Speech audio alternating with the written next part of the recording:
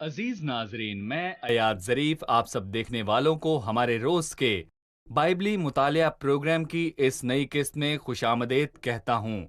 हम मती की इंजील का मुताला कर रहे हैं, जो कि नए अहदनामे की पहली किताब है, और अपने मुताले में हम 16वें बाब पर पहुंच चुके हैं।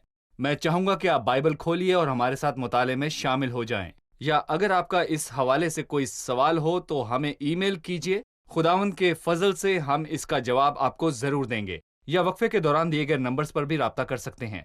लेकिन सबसे पहले मैं स्टूडियो में मौजूद खुदा के खादिम भाई यूसुफ रियाज को खुशामदीद कहूंगा। बहुत शुक्रिया भाई। साथ ही हमारे दीगर मेहमानों को भी खुशामदीद। भाई यूसुफ, सबसे पहले हमें 16वें बाब के अहम उन्वानात के बारे में बताइए। मैं यहाँ पर 3 बड़े मुकाशफात देखता हूँ। पहला, मसीह की शख्सियत के बारे में तमाम लोगों के उसके मुकाबले में यहाँ पर गलत ख्यालात और तजाद हैं। मसीह खुदा का बेटा है। फिर कलीसिया के बारे में पहला मुकाशफा यहाँ पहली बार इसी बाब में जाहिर हुआ, और बाइबल में पहली बार कलीसिया यहाँ पर जाहिर हुई है। और फिर तीसरी बात, ये मसीह की मौत और जी उठने के बारे में वाज़े तौर पर बात करती है। इन आयात के बाद जो मसीह की शख्सियत और कलीसिया के बाद आई हैं। बस हम ये कह सकते हैं कि ये मुकाशफात का बाब है, और सही। ये मुकाशफा के मसीह खुदा का बेटा है, जी। और कलीसिया का मुकाशफा और मसीह के मरने और जी उठने का मुकाशफा। ठीक है। सही। अब मैं पहली आयत से चौथी आयत तक पढ़ूंगा, उसके बाद मैं आपसे सवाल पूछूंगा। जी। फिर फरीसियों और सदूकियों ने पास आकर आजमाने के लिए उससे दरखास्त की कि हमें कोई आसमानी निशान दिखा।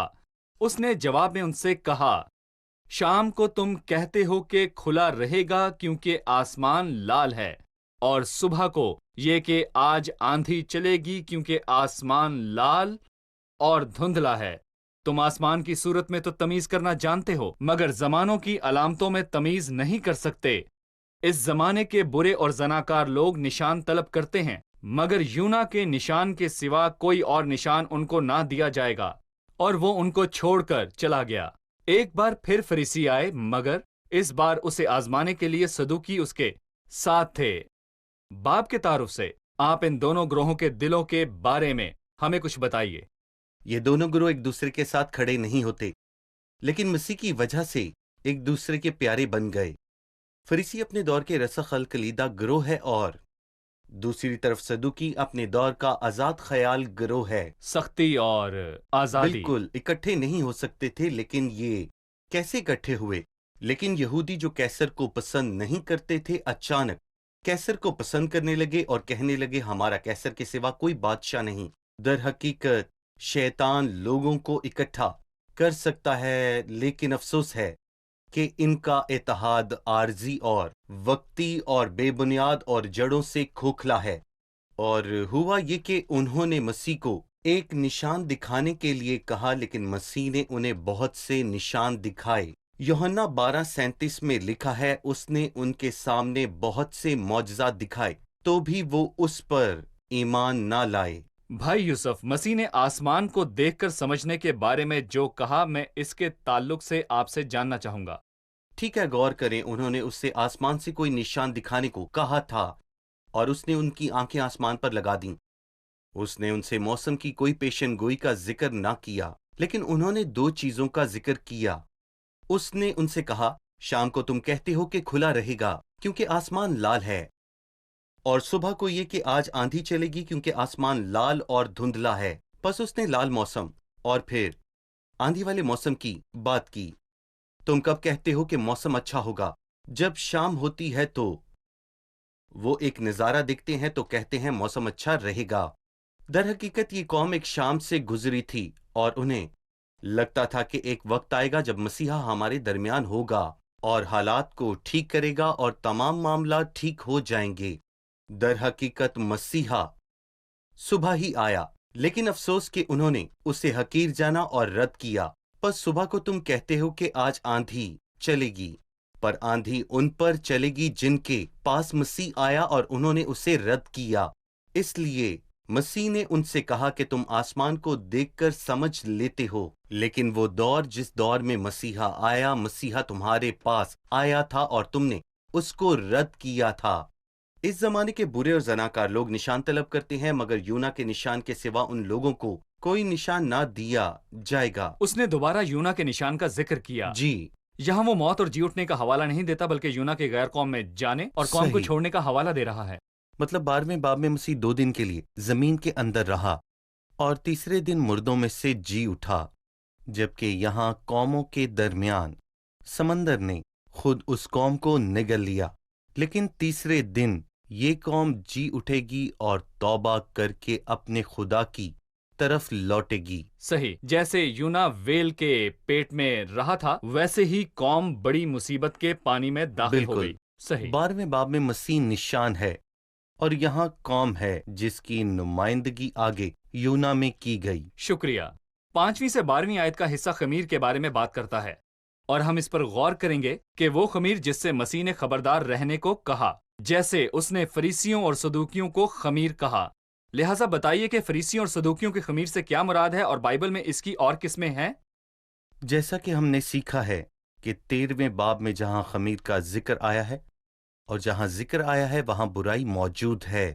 ہمارے لیے خمیر برائی کا عنصر ہے۔ فریسیوں کا خمیر روایت ہے، اور صدوکیوں کا خمیر نہ صرف آزاد خیالی ہے بلکہ اس کے کلام پر ایمان کی کمی بھی ہے۔ جب بھی کوئی آپ کو شخص ملتا ہے جو خدا کے کلام پر ایمان نہیں رکھتا اور نہ ہی خدا کی قدرت پر ایمان رکھتا ہے، وہ صدوکی ہے اور ان کا خمیر ہے۔ اور جب بھی آپ کو کوئی ایسا شخص ملتا ہے جو خدا کے پاک کلام کی عزت نہیں کرتا اور دوسروں کی روایت اس میں شامل کرتا ہے، تو یہ فریسیوں کا خمیر ہے، اور خدا نے اپنے شاگردوں کو فریسیوں اور صدوکیوں کے خمیر سے خبردار رہنے کا کہا تھا۔ کیا آپ بائبل میں موجود خمیر کی اور اقسام ہمیں بتا سکتے ہیں؟ مرکز کے 8ویں باب میں ہیرودیس کا خمیر ہے جو دنیا کی محبت کو ظاہر کرتا ہے۔ دنیا کی دوستی اور ناپاک زندگی جس میں ہیرودیس ناپاک زندگی جی رہا تھا۔ ایک اور خمیر ہے، مثلاً بت پرستی کا خمیر جسے کسی عورت نے لے کر 3 پیمانے آٹے میں ملا دیا اور وہ ہوتے ہوتے سب خمیر ہو گیا۔ اور یہ خمیر جہاں بھی ہے برائی کا عنصر ہے، اخلاقی خمیر اور تعلیمی خمیر۔ گلتیوں 5 میں اور کرنتھیوں 1:5 میں خمیر ہمیشہ ہی برائی کی نمائندگی کرتا رہا ہے۔ شکریہ۔ ہم یہاں ایک وقفہ لیں گے اور پھر دوبارہ حاضر ہوں گے۔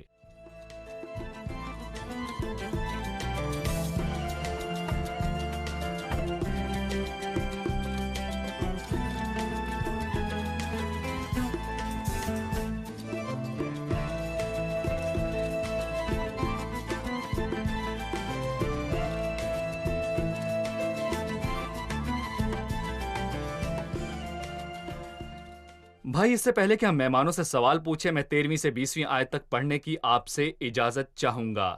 ضرور۔ جب یسوع کیسریا فلپی کے علاقے میں آیا تو اس نے اپنے شاگردوں سے یہ پوچھا کہ لوگ ابن آدم کو کیا کہتے ہیں؟ انہوں نے کہا، بعض یوحنا بپتسمہ دینے والا کہتے ہیں، بعض ایلیا، بعض یرمیا یا نبیوں میں سے کوئی۔ اس نے ان سے کہا، مگر تم مجھے کیا کہتے ہو؟ شمعون پطرس نے جواب میں کہا، تو زندہ خدا کا بیٹا مسیح ہے۔ یسوع نے جواب میں اس سے کہا، مبارک ہے تو شمعون بریونا، کیونکہ یہ بات گوشت اور خون نے نہیں بلکہ میرے باپ نے جو آسمان پر ہے تجھ پر ظاہر کی ہے۔ اور میں بھی تجھ سے کہتا ہوں کہ تو پطرس ہے، اور میں بھی اس پتھر پر اپنی کلیسیا بناؤں گا، اور عالم ارواح کے دروازے اس پر غالب نہ آئیں گے۔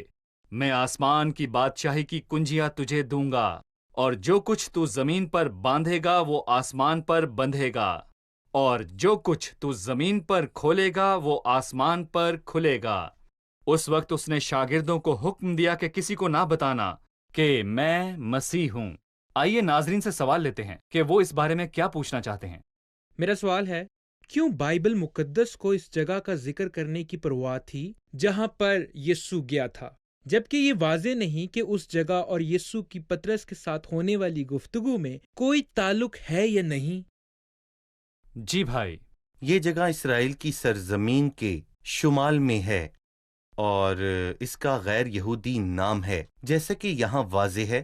کیسر یا فلپی کا علاقہ رومی سلطنت اور فلپی اور فلپس کا بادشاہ، لہٰذا یہ غیر یہودی ناموں کا مجموعہ ہے، اور اگر میں غلط نہیں تو میں کہہ سکتا ہوں کہ یہاں پر غیر یہودی ماحول بھی ہے مسیح کا ارادہ پوری غیر قوم میں کلیسیا کا اعلان کرنا اور جو تشکیل پا گئی تھی اس کا بتانا ہے، اور بے شک یہودیوں کے لیے دروازہ کھلا ہے، لیکن بنیادی طور پر اسے غیر قوم کے لیے بنانا ہے۔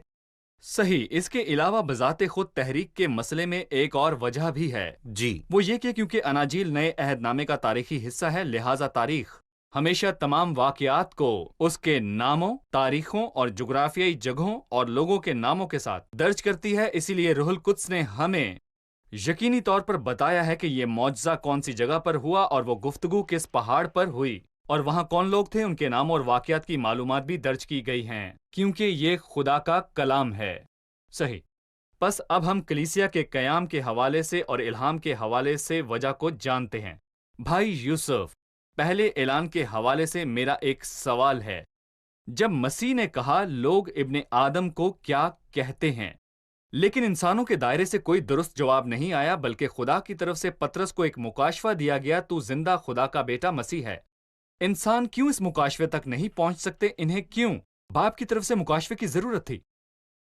دراصل ہم اس باب میں 3 عہد دیکھتے ہیں، اور میں یہاں پر یہ کہہ سکتا ہوں کہ اس باب کے آغاز میں فریسیوں اور صدوقیوں کا مسیح کے خلاف موقف ہے اور لوگوں کی طرف سے ناسمجھی کی حالت۔ اور اگر آپ دیکھیں تو عمومی طور پر لوگ کیا کہتے ہیں کہ میں کون ہوں؟ در حقیقت انہوں نے کچھ غلط نہیں کہا، در حقیقت وہ کہتے ہیں کہ ہم نبیوں میں سے ایک ہیں، لیکن مسیح اس جواب سے بالکل بھی خوش نہیں تھا۔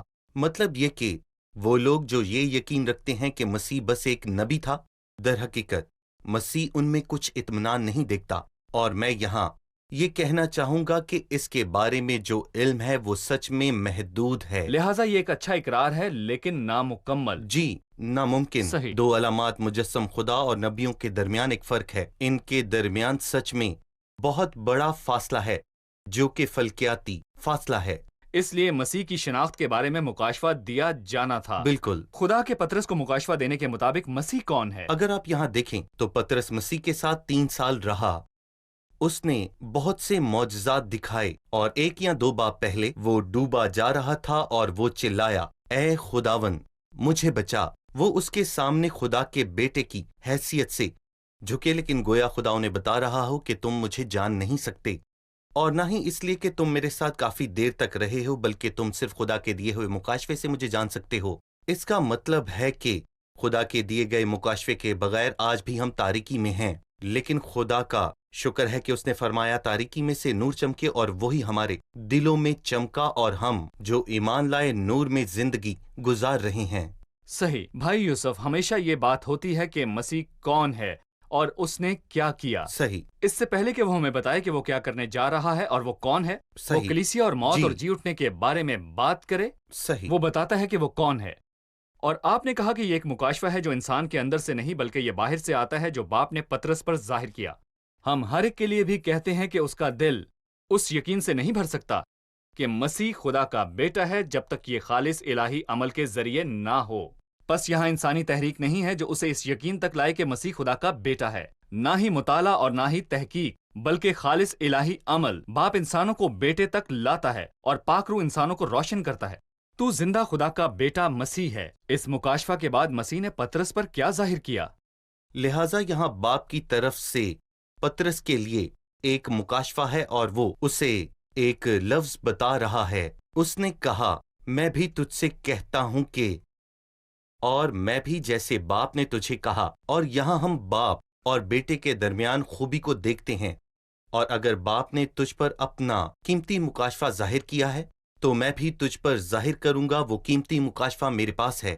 مسیح کے پاس سب سے قیمتی چیز کیا ہے؟ یہ کلیسیا ہے، اس کی دلہن۔ اور مجھے یاد ہے پیدائش کی کتاب میں لفظ محبت کا ذکر 2 دفعہ آیا ہے۔ پہلی بار یہ پیدائش کے 22ویں باب میں، تو اپنے بیٹے اسحاق کو جو تیرا اکلوتا ہے جس سے تو پیار کرتا ہے ساتھ لے، اور دوسری دفعہ اس کا ذکر پیدائش کے 24ویں باب میں آیا ہے۔ اسحاق ربکا کو لے گیا اور اس سے محبت کی، اور اس نے اپنی ماں کے مرنے کے بعد تسلی پائی۔ اگر باپ نے پطرس پر بیٹے کو ظاہر کیا تو بیٹے نے پطرس پر کلیسیا کو ظاہر کیا۔ مطلب صاف ظاہر ہے کہ باپ نے بیٹے پر ظاہر کیا اور بیٹے نے پطرس کو کلیسیا کا بتایا۔ اس نے کہا میں اپنی کلیسیا بناؤں گا معنی سے بھرا ہے، بس یہ اس کی کلیسیا ہے جی اور وہ اسے بنائے گا۔ صحیح۔ ہم یہاں کیا دیکھتے ہیں؟ آپ کیا کہیں گے؟ اگر ہم اس کے موازنے میں پیدائش کا 2 باب پڑھیں تو خداوند نے آدم سے جو پسلی نکالی تھی اس سے ایک عورت بنا کر اسے آدم کے پاس لایا۔ یہاں موازنے میں ہمیں پتہ چلتا ہے کہ بنانے والی ہستی خداوند خدا ہے جو اسے آدم کے پاس لایا، اور یہاں پر دوسرا آدم ہے جو کلیسیا کو بنا رہا ہے، اور افسیوں 5 کے مطابق وہ اسے اپنے بیٹے کو پیش کرے گا، ایک ایسی جلال والی کلیسیا بنا کر دے گا۔ لیکن موجودہ دور میں مسیح اپنی کلیسیا تیار کر رہا ہے، اور اٹھائے جانے کے وقت جب کلیسیا کامل ہو جائے گی تو وہ اسے اپنے حضور حاضر کرے گا، اور عالم ارواح کے دروازے اس پر غالب نہ آئیں گے، اور جو کلیسیا مسیح نے بنائی اس کے خلاف دوزخ کی فوج کی تمام تر سازشیں غالب نہ آئیں صحیح۔ گی۔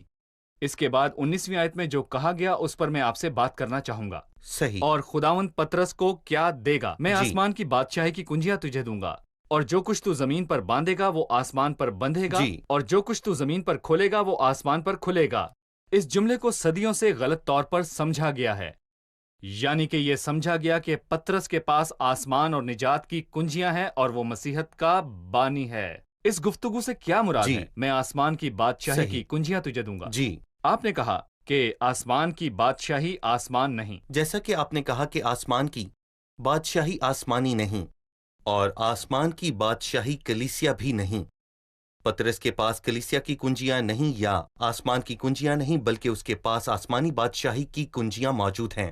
اور پھر آسمان کی بادشاہی ہم نے پہلے اس عظیم انجیل میں پڑھی ہے، اور ہم نے سیکھا ہے کہ مسیح کی خود مختاری کا دائرہ آسمان میں ہے اور زمین پر پیروکاروں میں ہے، اور پیروکاروں میں کچھ حقیقی ایماندار ہیں، اور ان میں سے کچھ ایسے ہیں جنہوں نے صرف اعتراف کیا ہے کہ وہ گناہ گندم نہیں اور کڑوے کریں گے۔ دانے۔ اور بالکل صحیح، گندم اور کڑوے دانے، جیسے ہم نے متی کے 13ویں باب میں پڑھا ہے۔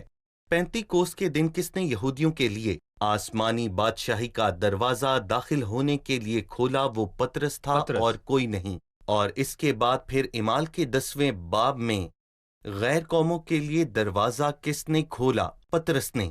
اور اعمال کے 15ویں باب میں کس سامری۔ نے کہا؟ سامری۔ اس سے بہت پہلے خدا نے انتخاب کیا کہ غیر قومیں میرے وسیلے سے سنیں اور میں ان کے لیے دروازہ کھولتا ہوں، اور لہٰذا پطرس نے یہودیوں کے لیے کھولا، اور پھر اس کے بعد اس نے غیر قوموں کے لیے دروازے کو کھول دیا۔ مطلب کہ پطرس کے پاس کھولنے کی کنجیاں ہیں لیکن بند کرنے کے لیے نہیں۔ اس لیے آج ضرورت نہیں کہ پطرس آسمان سے نیچے کھولنے کے لیے آئے۔ اگر کسی کو نجات چاہیے تو پطرس کی ضرورت نہیں۔ جو کوئی بھی خداوند کا نام لے گا نجات پائے گا، اور پطرس نے بھی یہی کہا تھا، اور کسی دوسرے کے وسیلے نجات نہیں۔ اور یہ اس نے اعمال 4:12 میں کہا تھا۔ پس پطرس نے دروازہ کھولا اور اسے کھلا رہنے دیا۔ جو کوئی داخل ہونا چاہتا ہے وہ ہو سکتا ہے۔ اور اس نے کسی دوسرے جانشین کو کنجی نہیں دی۔ کوئی جان پس نشین پطرس نہیں۔ کے بعد کسی کو اختیار نہیں کہ ایک کے لیے دروازہ کھولے اور کسی دوسرے کے لیے بند کر دے، یا جسے آج کل ہم محرومیاں کہتے ہیں۔ آسمان کی بادشاہی سے کسی کو محروم کرنا یا کسی کو آسمان کی بادشاہی میں داخل کرنا پطرس نے کھولا، اور اب آسمان کی بادشاہی کا دروازہ کھلا ہے، اور مجھے ضرورت نہیں کہ کوئی کھولے، کیونکہ پطرس نے جو کھولا اسے بند نہیں کیا۔ اس نے دروازہ کھلا چھوڑ دیا، اور جو اسے بند کرے گا وہ مسیح ہے، اور جب وہ اپنی کلیسیا کو لینے آئے گا متی 25 میں وہ کہتا ہے پھر دروازہ بند ہم نے ہوگا۔ بار بار اس بات کو دہرایا ہے کہ یہ آسمان نہیں اور یہ کلیسیا نہیں، بلکہ یہ آسمان کی بادشاہی ہے، دائرہ۔ اس دائرے کو جسے پطرس نے کھولا تھا جب وہ زمین پر تھا، اور وہ صحیح۔ دروازہ ابھی تک کھلا ہے۔ ہم یہاں ایک وقفہ لیں گے اور پھر دوبارہ حاضر ہوں گے۔